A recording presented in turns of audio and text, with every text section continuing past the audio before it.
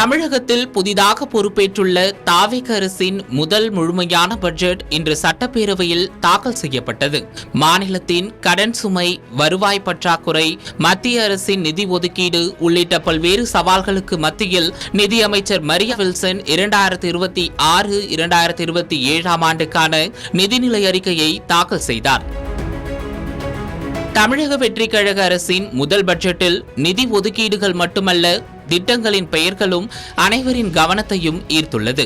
கல்வி, வேலைவாய்ப்பு, தொழில் முனைவு, வீட்டு வசதி, ஊரக வளர்ச்சி, மகளிர் நலன் உள்ளிட்ட பல்வேறு புதிய திட்டங்களுக்கு வெற்றி என்ற பெயர் சூட்டப்பட்டிருப்பது அரசியல் வட்டாரங்களிலும் சமூக வலைதளங்களிலும் பேசுபொருளாகியுள்ளது. அதில் கல்லூரி மாணவர்களின் டிஜிட்டல் கற்றலை ஊக்குவிக்கும் வகையில் வெற்றி மடிக்கணினி திட்டம் அறிவிக்கப்பட்டுள்ளது.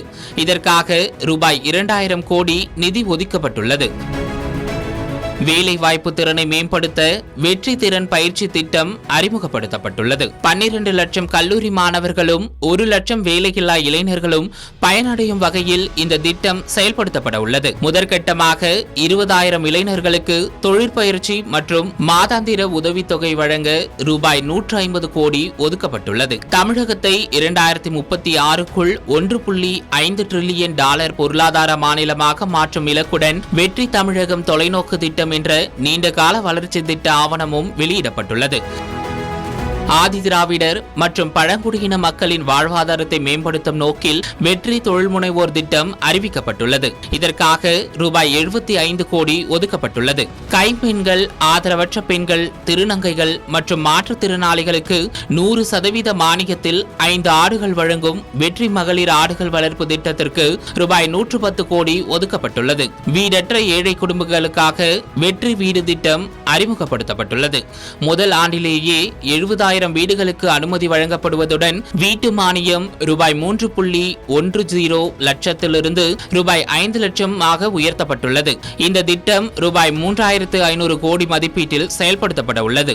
ஊரக வேலைவாய்ப்பை விரிவுபடுத்தும் வகையில் வெற்றி 150 திட்டமும் அறிவிக்கப்பட்டுள்ளது. இதன்படி 125 நாட்கள் வேலை முடிந்த குடும்பங்களுக்கு கூடுதலாக 25 நாட்கள் வழங்கப்பட்டு ஆண்டுக்கு 150 நாட்கள் வேலைவாய்ப்பு உறுதி செய்யப்படும் என தெரிவிக்கப்பட்டுள்ளது. அதேபோல் ஊரக வளர்ச்சிக்காக TN வெற்றி என்ற ஒருங்கிணைந்த திட்டமும் அறிமுகப்படுத்தப்பட்டுள்ளது. நகர்ப்புறத்தை ஒட்டிய கிராமங்கள் மற்றும் மலைப்பகுதி ஊராட்சிகளின் வளர்ச்சிக்காக மொத்தமாக ரூபாய் 6,000 கோடி நிதி ஒதுக்கப்பட உள்ளது. மொத்தத்தில் தாவேக அரசின் முதல் பட்ஜெட்டில் கல்வி முதல் வேலைவாய்ப்பு வரை, மகளிர் நலன் முதல் ஊரக வளர்ச்சி வரை பல்வேறு திட்டங்களுக்கு வெற்றி என்ற அடையாளம் வழங்கப்பட்டுள்ளது.